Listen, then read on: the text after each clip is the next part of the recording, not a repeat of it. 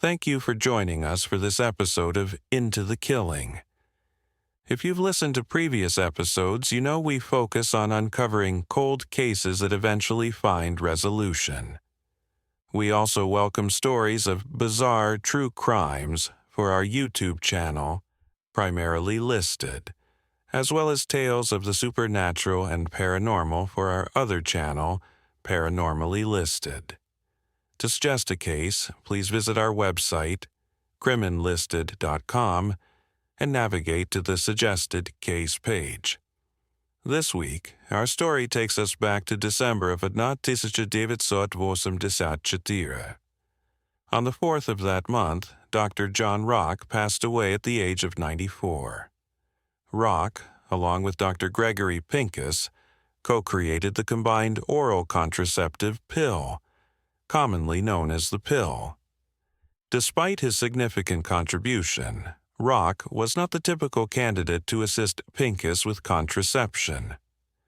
According to PBS's American Experience, Rock was a highly respected obstetrician and a devout Roman Catholic, dedicated to helping women overcome infertility. Yet, he also witnessed firsthand the devastating effects of unwanted pregnancies. The pill was approved by the FDA in 1998, but it took a decade before it gained official approval.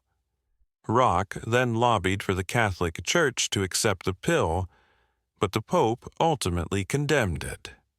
Feeling defeated, Rock, who had been a daily Mass attendee, lost his faith in later years and stopped going to church. Today, the pill remains a widely used contraceptive, with over 100 million women relying on it worldwide.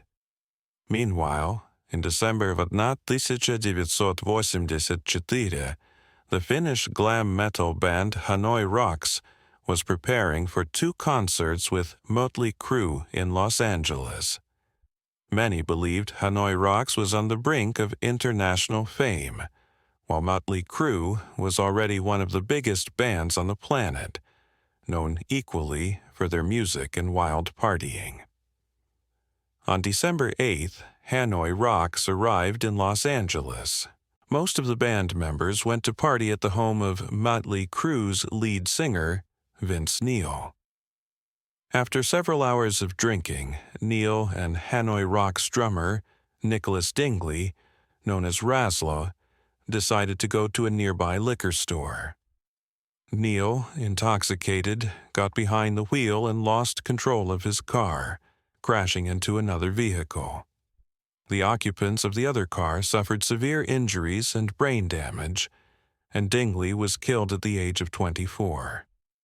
Neil was sentenced to 30 days in jail, but served only half that time. The tragedy marked the end of Hanoi Rocks, which disbanded in 1985. Mötley Crüe, however, continued to enjoy success into the early 90s. Neil's excessive partying eventually led to his ousting from the band in 1992, but they reunited in 1996, and Neil has been with them ever since. Finally, on December 10th, 1984, South African Archbishop Desmond Tutu was awarded the Nobel Peace Prize. From 1985 to 1986, Nelson Mandela served as the first black president of the African National Congress in Johannesburg, and from 1986 to 1996, he was the first black leader of Cape Town. Mandela was a formidable opponent of apartheid, advocating for universal suffrage through both economic pressure and peaceful protests. His efforts contributed significantly to the dismantling of apartheid, which finally ended in the early 1990s. In 1994, South Africa held its first democratic elections, marking a new chapter for the nation. Mandela remained a key figure in South Africa's history until his death in 2021 at the age of 90.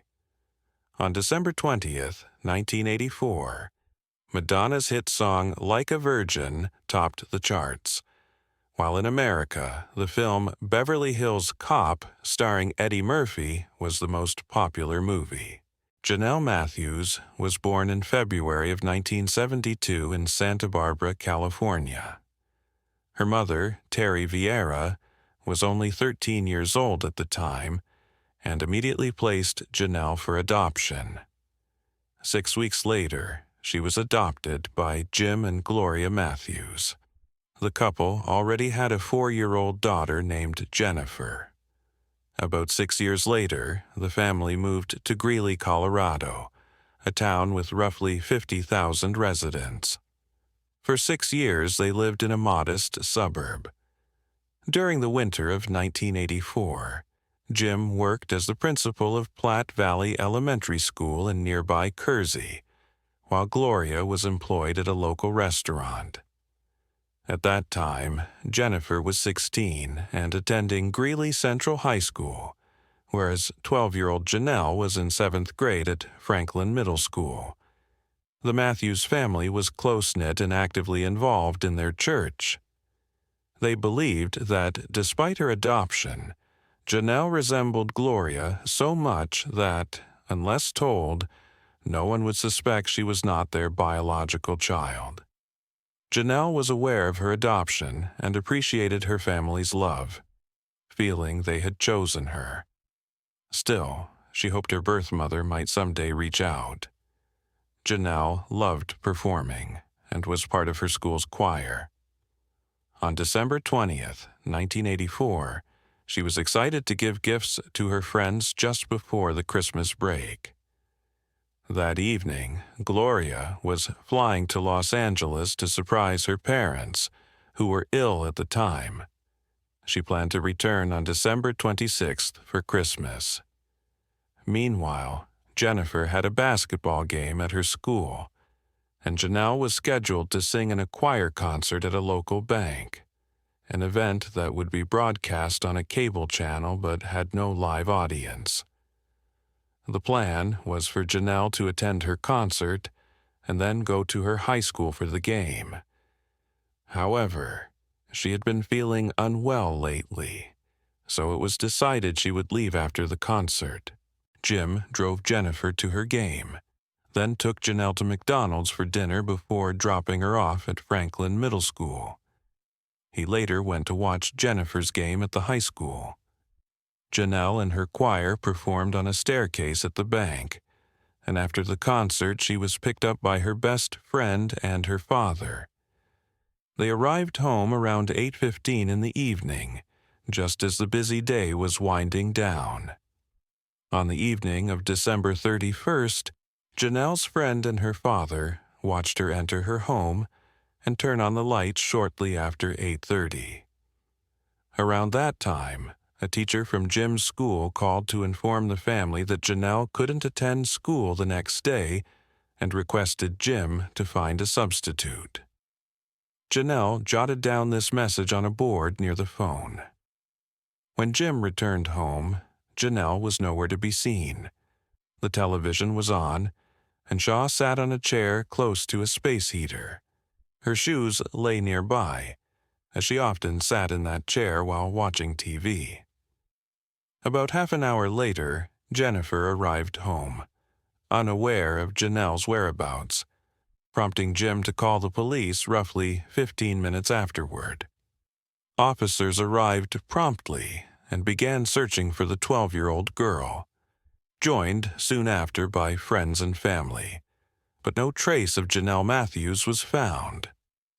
At around 1 o'clock in the morning, Gloria called from Los Angeles to say she had arrived safely, but Jim informed her that Janelle was missing. Gloria hurried back the next night, but Janelle remained unfound. The police found no signs of forced entry or theft, but they did discover that Janelle's mother's slippers were missing, believed to be worn by Janelle when she disappeared. Interviews with friends, family, and teachers indicated she would not have run away voluntarily. No evidence was uncovered inside the house, except for footprints in the snow outside, which appeared to have been partially concealed with a rag from the garage. These footprints were found in both the front and backyard, suggesting someone had been surveilling the house.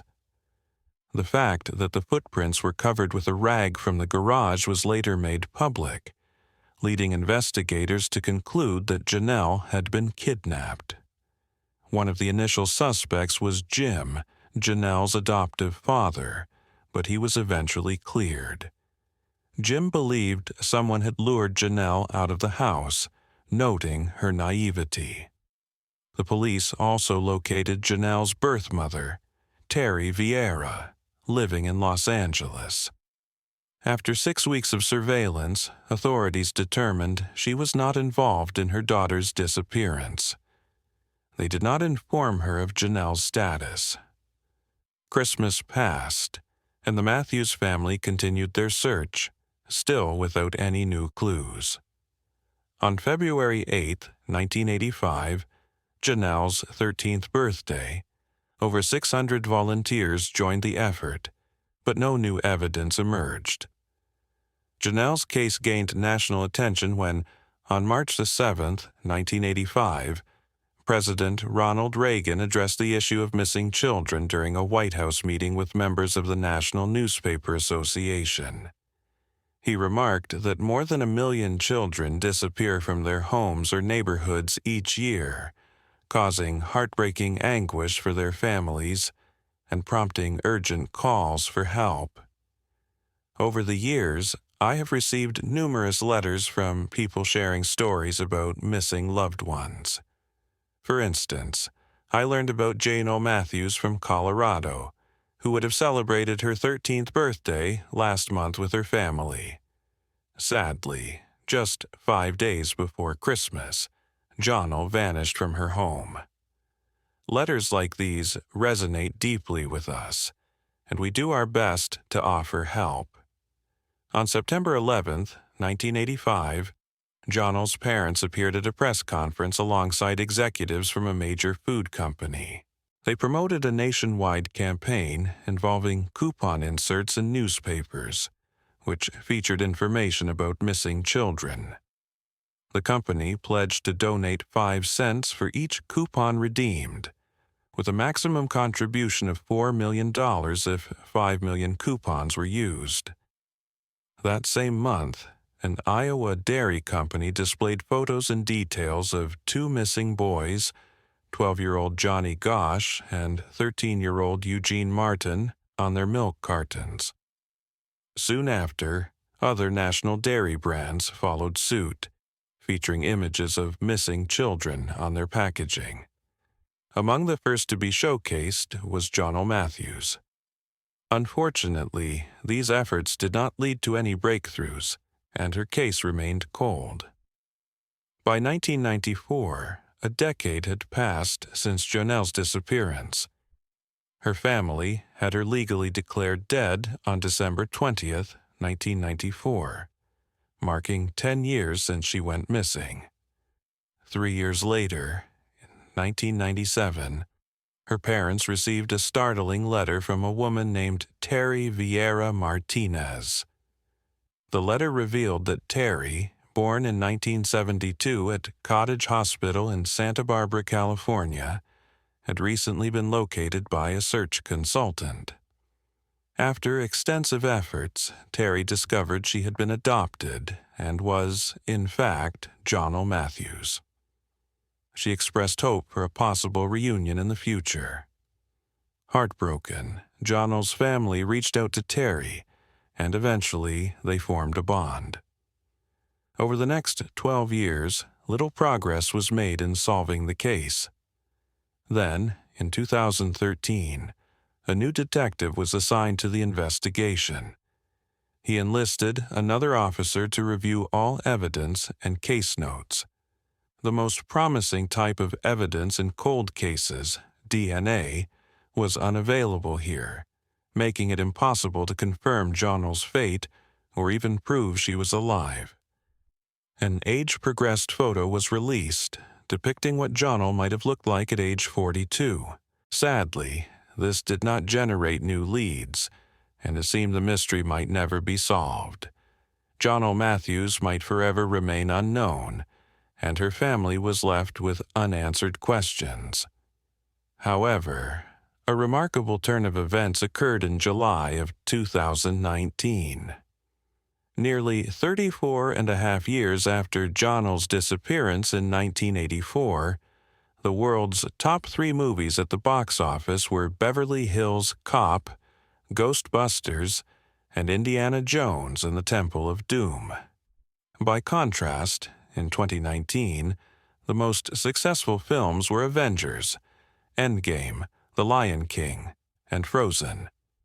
In 2004, the United States saw some of its best-selling albums, including Bruce Springsteen's iconic Born in the USA, Bob Marley and the Wailers' legendary Legend, and Prince's Purple Rain soundtrack. Fast forward to 2019, the top-selling records shifted to contemporary hits. Billie Eilish's When We All Fall Asleep, Where Do We Go?, BTS's Map of the Soul 7, and Post Malone's Hollywood's Bleedin'. During the same year, popular television in America was dominated by classic dramas like Dynasty, Dallas, and The Cosby Show. In contrast, the most watched network programs in 2019 included Sunday Night Football, NCIS, and Thursday Night Football, illustrating the enduring appeal of sports and procedural dramas. Products introduced in 1984 marked technological milestones: Tandy's first personal computers, Nike's Air Jordan sneakers, and Sony's Discman revolutionized entertainment and fashion. By 1919, innovations like the Oculus Quest virtual reality headset, Apple's AirPod Pros, and even pumpkin spice ham entered the market, reflecting rapid advances in consumer technology and culinary trends. In July of 2018, a team of oil workers excavating pipelines about 50 miles southeast of Janelle's home made a chilling discovery. Initially mistaking the remains for trash, they soon realized they had uncovered human bones and clothing. Closer inspection revealed dental braces and garments identical to those Janelle Matthews had been wearing when she vanished. The police confirmed her identity through DNA analysis, which showed she had been shot once in the forehead. Due to the decomposition, it was impossible to determine if she had been sexually assaulted. Just weeks after her remains were recovered, her family held a memorial service, and her body was laid to rest in G. It later emerged that the police had a person of interest, Steve Pankey, who was living in Gray at the time of the murder. Pankey had come to the police's attention in January 1985, nearly a month after Janelle disappeared. Although the Matthews family did not know Pankey personally, they had attended the same church at different times. Pankey had worked as a janitor there and resided in a small building on church property. In 1977, Pankey faced charges of sexually assaulting a church member and was subsequently excommunicated that summer. Later that year, the Matthews began attending the same church, though Pankey reportedly harbored resentment toward the congregation, claiming he despised the church and its members. The woman who accused him of assault later requested the charges be dropped. At the time of Janelle's murder, Pankey lived less than 2 miles from her family's home. His cousin recounted seeing Pankey watching children near Franklin Middle School, which Janelle attended.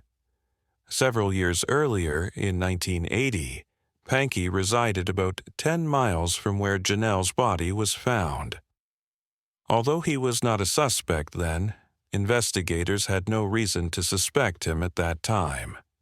However, on January 19, 1985, Pankey unexpectedly contacted the lead detective on the case, claiming he was a pastor and that someone had given him information about the investigation. He provided information about Janelle's kidnapping and possible murder, while also criticizing his former church and suggesting they might be responsible for her disappearance.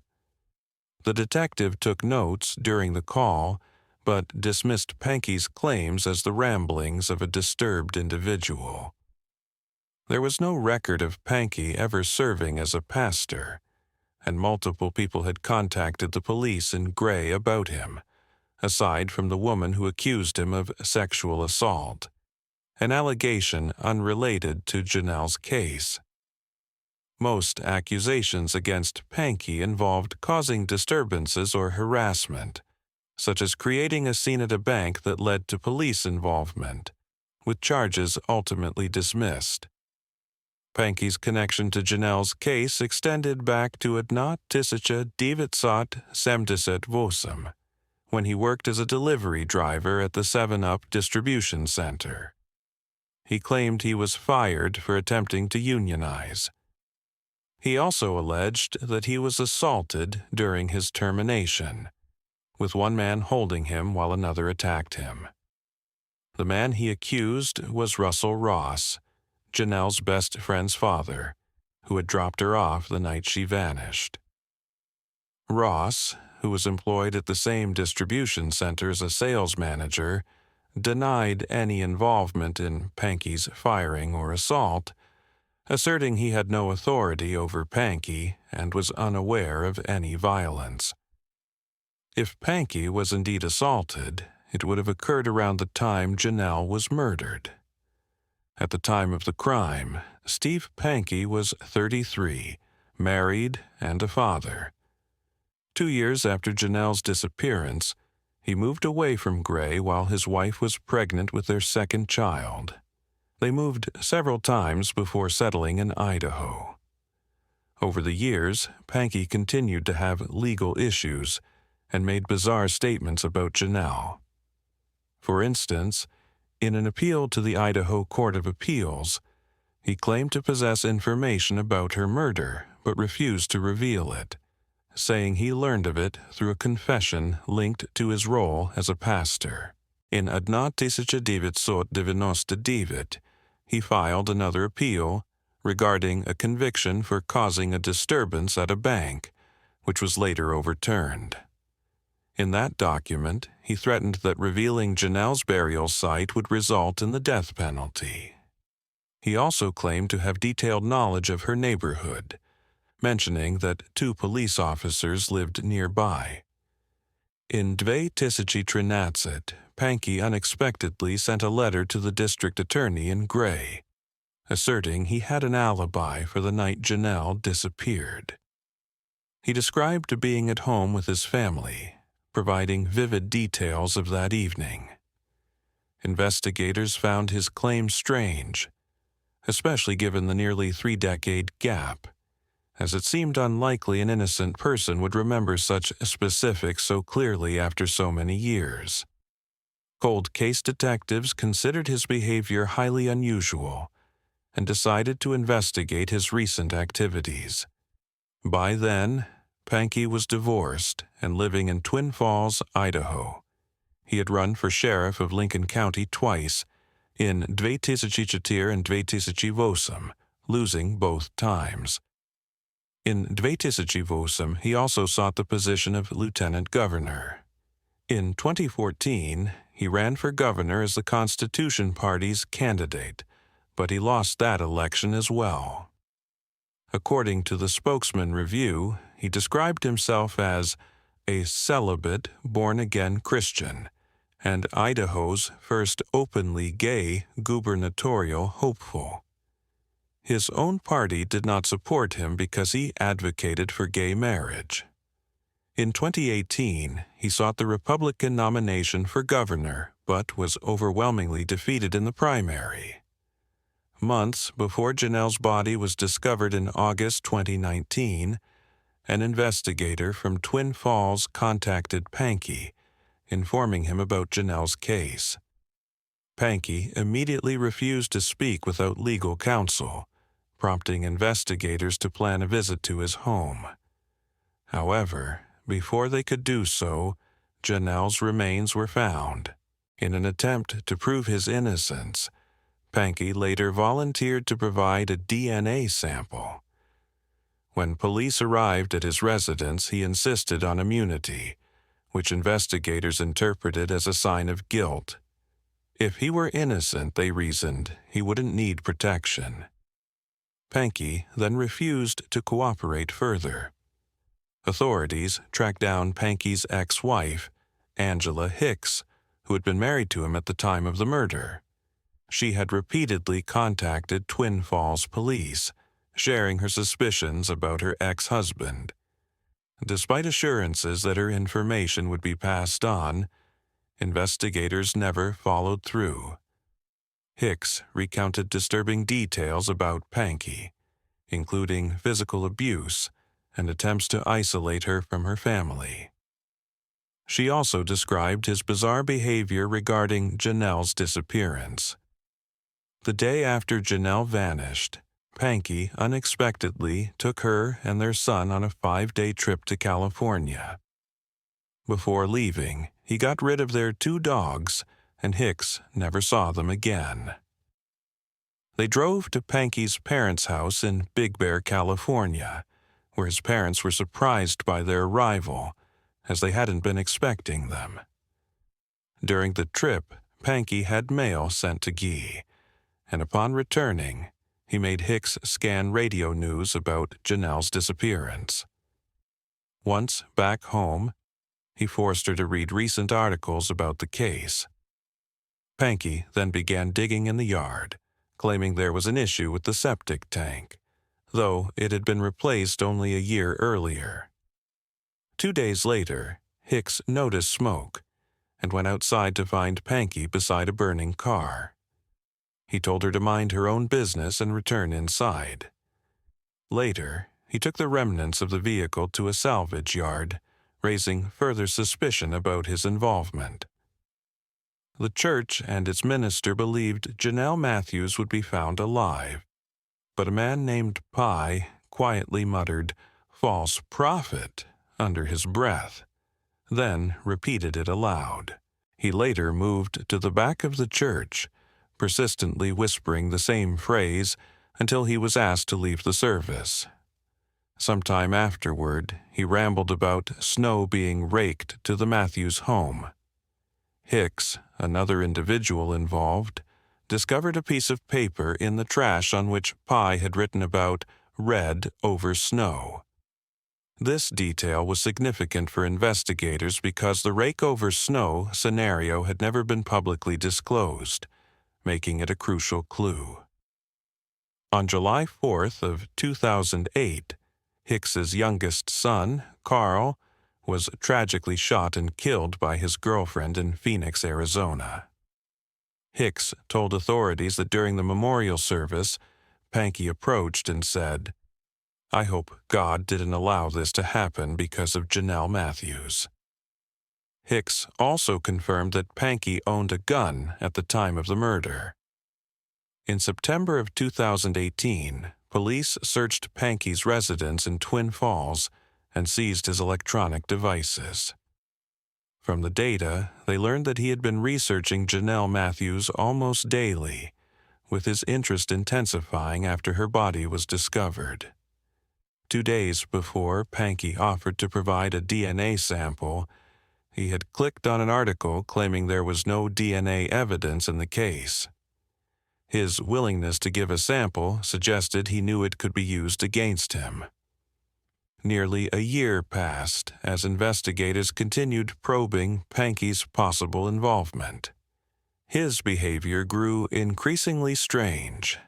In September of 2020, a year after his internet searches, he gave an interview to a Boise radio station, denying any connection to Jonell's murder and claiming he was being framed by the police. A few weeks later, he issued a statement listing 4 individuals connected to the case. Russell Ross, who had dropped Jonell off that night, the mayor of Guy, the chief of police at the time, and himself. In September of 2020, Pankey ran again for sheriff, which investigators saw as a last-ditch effort to derail the case. On October 12th of 2020, Steve Pankey was arrested for Janelle Matthews' murder. A year later, he stood trial. The strongest evidence against him included his own words, his internet search history, and testimony from his ex-wife. His defense attorney argued that there was no physical evidence placing Pankey at the Matthews house that night. They contended that his fascination with Janelle's case and his interest in true crime did not prove guilt. The defense also proposed an alternative suspect, Drake Norris, a man with a reputation for interest in young girls who had been visiting his mother, who lived across the road from the Matthews, on the night Janelle was abducted. Norris supposedly left his mother's house around the same time Janelle was taken, and there were several hours when his whereabouts were unknown. Police interviewed Norris, who knew that footprints had been raged. Since Norris had died in the years following the murder, the jury deliberated for 2 days, but remained deadlocked, with 9 voting to convict and 3 voting to acquit. The dissenting jurors argued that no evidence proved Norris was at the scene that night. The district attorney decided to retry Pankey.